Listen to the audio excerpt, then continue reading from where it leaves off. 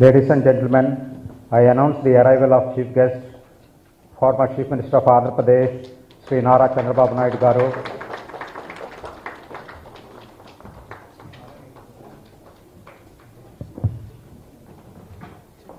It's okay. Let the chair be.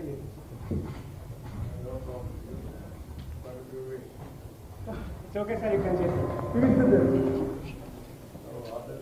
bring it. One more chair. Yeah, you leave it.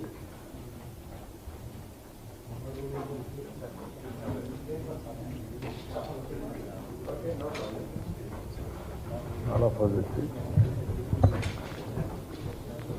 See, we heartily welcome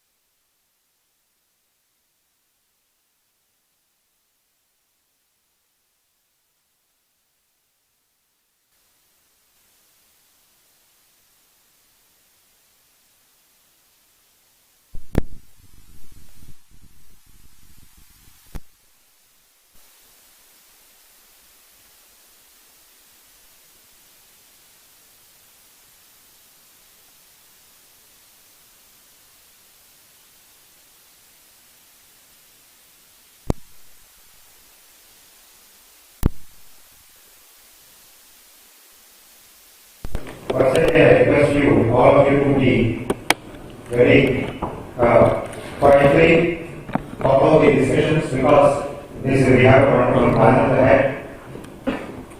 Let me give you a brief insight into JFST. Today's event is being organized by, as I mentioned, Global Forum for Sustainable Transformation, established by Sri Chandrababu Naidu himself as chairman in March 2020. His vision in setting up this forum was to bring transformation through knowledge, organization, policy research, advocacy, and setting up a startup ecosystem. To give you more insights into the organization and its objectives, we have a short audio visual. Let's watch it. Can we have the audio visual, please?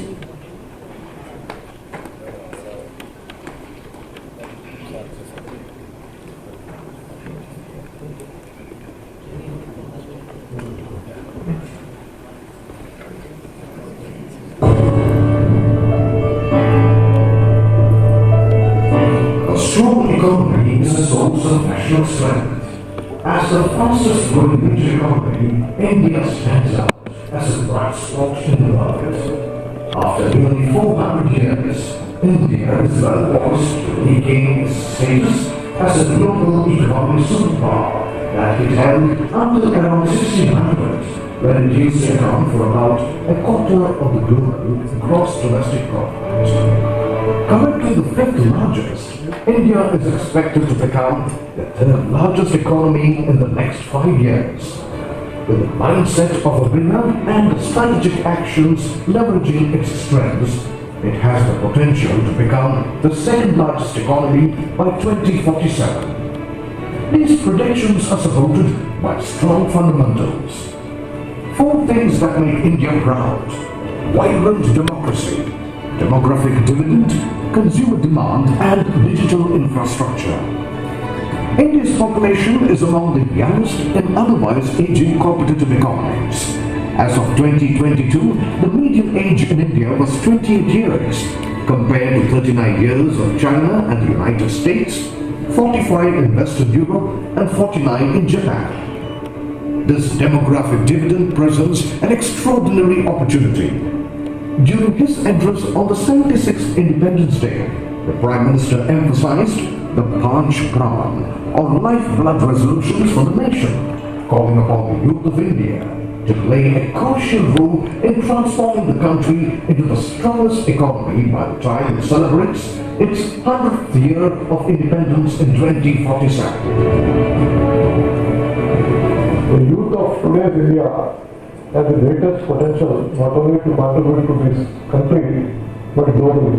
Globally now, many of the large corporations, MNCs and Fortune 500 companies have the support of many Indians who are now leaders in the board, leaders as the chief executives and chief technology officers, and also in public domain. So this is the inspiration drives GFST to train the youth and take them forward to be global leaders. We are trying to be an advisory and advocacy organization, not only for entrepreneurs but also for public policy makers.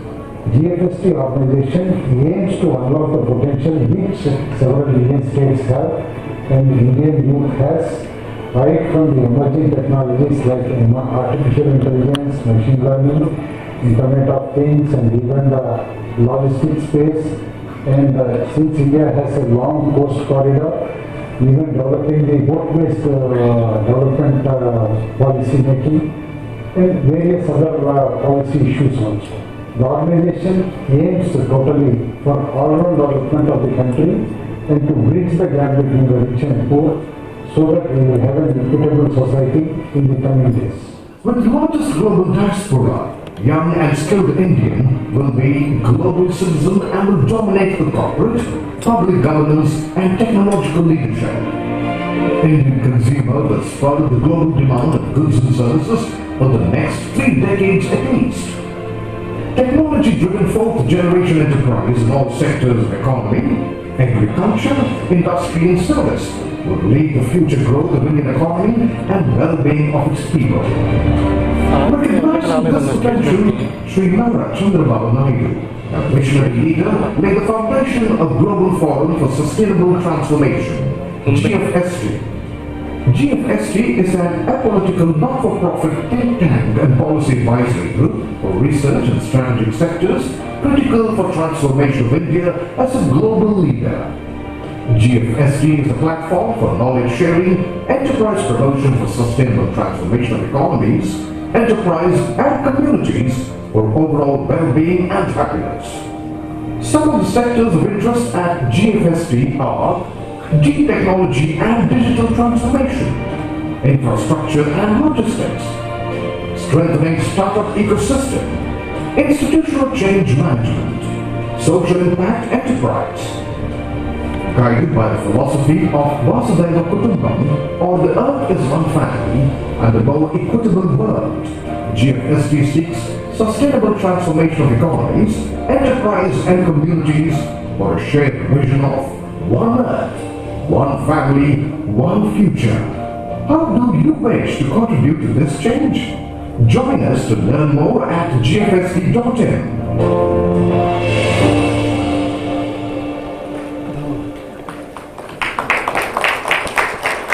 Thank you. So our aim is circulating GFST brochures to all the participants, and there are brochures kept at the registration desk. You can go through and if you feel that you can contribute to any of the areas where GFST is working, you are most welcome to get in touch with us. Like at the end of the film, you have seen some of the objectives that GFST wants to achieve. As part of its exercise to fulfill these objectives and achieve these goals, GFST has started a series of seminars like this, what you are witnessing today. you are most welcome to get in touch with us. Like at the end of the film, you have seen some of the Thought leaders from different verticals together to brainstorm to develop strategies to ensure the country realizes its full potential regardless of the future that unfolds. So, ladies and gentlemen, this is the objective of these seminars. So, post this event, we will be thought having leaders from different verticals together to brainstorm to develop strategies to ensure the country realizes its full potential regardless of the future that unfolds. So, ladies and gentlemen, this is the objective of these seminars. So, post this event,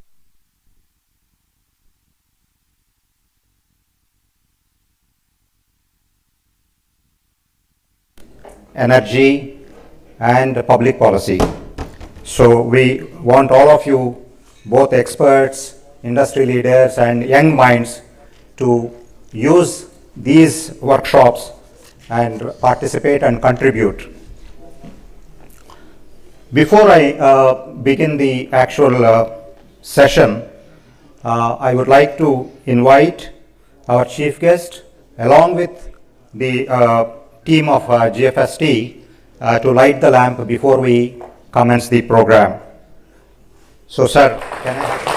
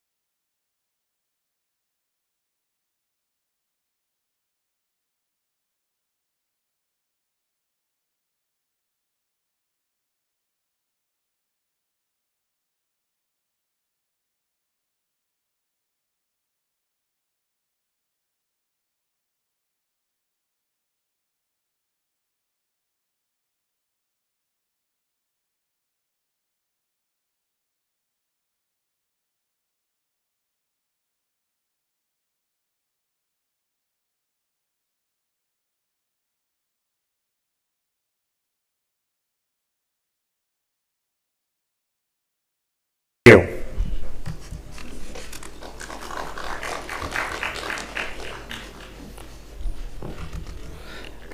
Now it is my pleasure to introduce today's panelists who will be discussing the various facets of deep technology and its impact on society. How do we leverage this technology, how India can progress by applying deep technologies. Here I would like to share one thing. When we designed the program, we thought of having a panel discussion followed by requesting our chief guest Sri Chandrababu Naidu to participate in the session, share his vision and thoughts with all the participants. But he preferred to be part of the panel and then to be engaged by you and also engaging you. So we are looking for a wonderful session, he being at the helm of affairs. So probably in my experience, I have not seen any political leader or a chief minister accepting to be on the panelist and then wanting to listening to what the audience also can contribute to the society. So first let me welcome Mr. Sanjay Jasrani. Sanjay Jasrani is the founder and CEO of Go North Ventures, a proprietary angel investment firm that specializes in investing in mentoring startups. As an active member of the Indian Angel Network and a charter member of TAI Hyderabad, Sanjay had made investments across sectors like healthcare, deep tech, unmanned aerial, sustainability, consumer and fintech. Please come on to the dais, Mr. Sanjay Jasrani. Ram Deshpande, who is a partner at Ernst & Young,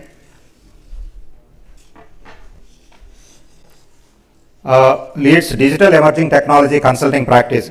He has over 25 plus years of experience in advising clients on digital transformation.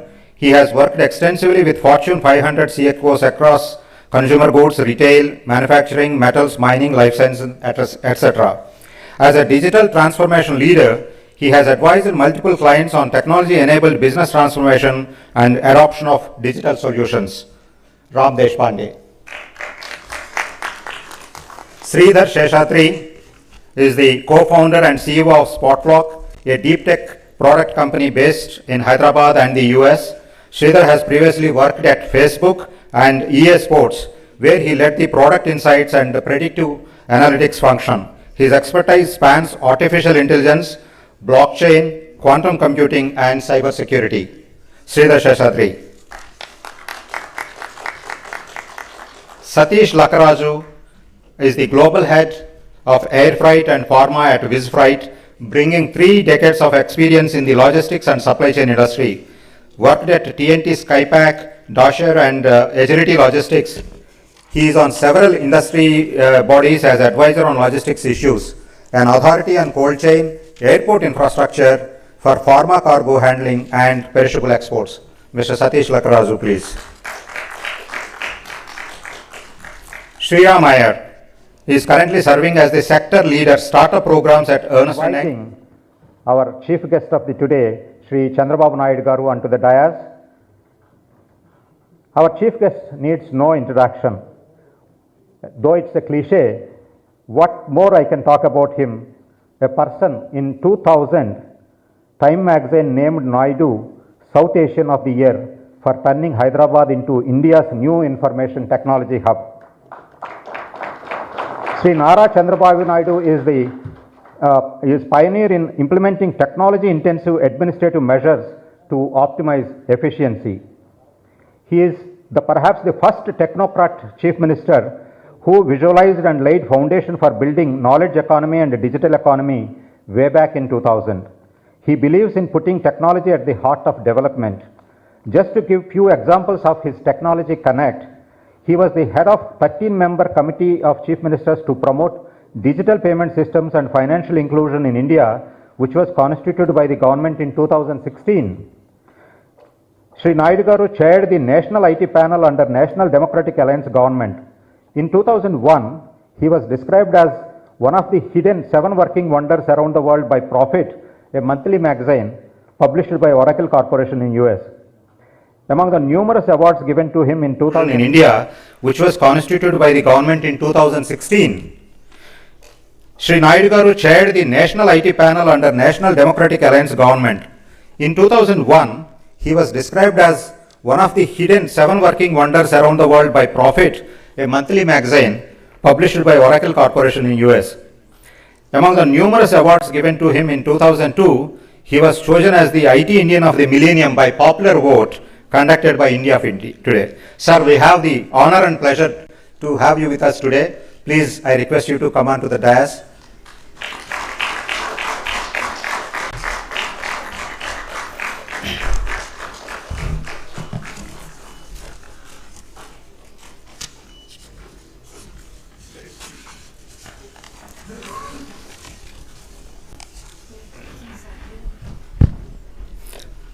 I request Sri Thakkar sir to honor Sri Chandrababu Naidu Garu by presenting a sapling, please.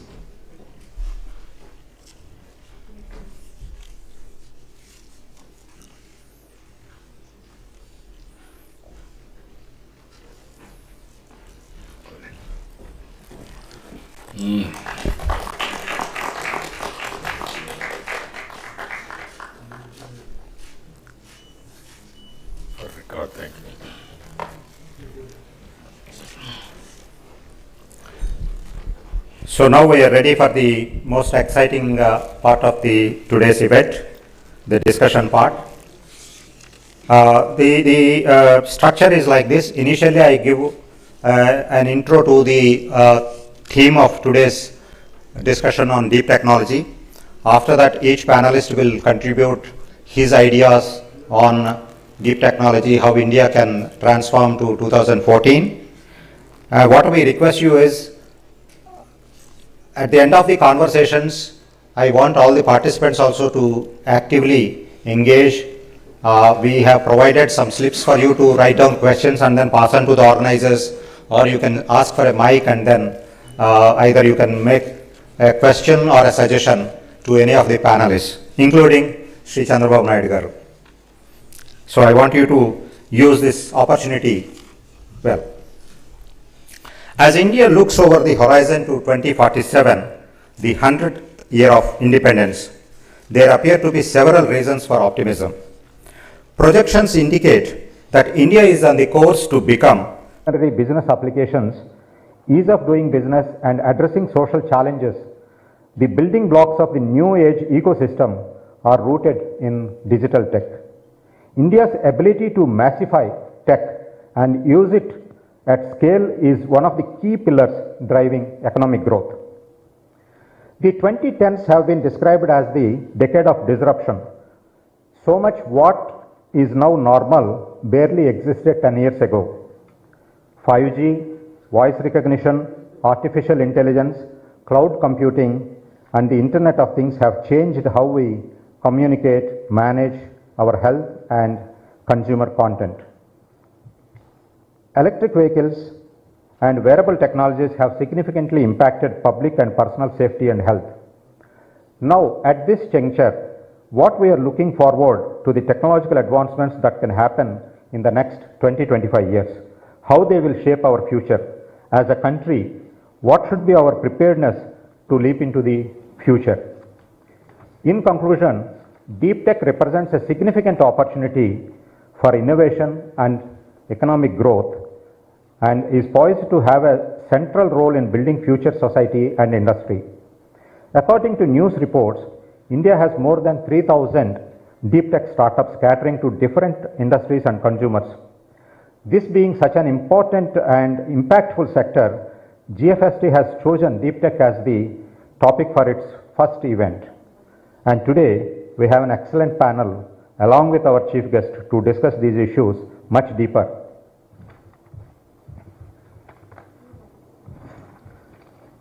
Since I have the responsibility of moderating the session as well, I have some questions to the panelists. My request to them is to be brief so that we can use maximum time and we have a very diversified thoughts coming from the audience as well as from other panelists.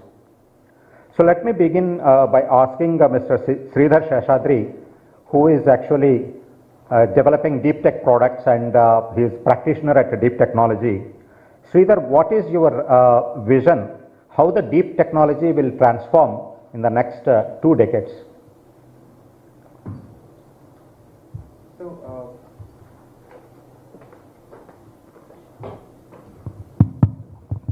It's working now. Startups have actually played a crucial role, I feel, in last decade by bringing in a lot of innovation. Larger corporates have always struggled to bring in this innovation for whatever profitability that they want to maintain. And with the new policies, the way government, certain state governments have been very supportive, certain policies that have come up at the central government level as well. There are new entrepreneurs, even though it doesn't look like a startup, but again, these individuals are playing the role of an entrepreneur. That's very much like a startup. And I feel that's very critical. If you talk about healthcare segment, you talk about energy segment, you talk about infrastructure, you name any of those verticals practically. There is a tech element. All the investments that we are seeing going into startup, it is driven by some part of it is driven by technology.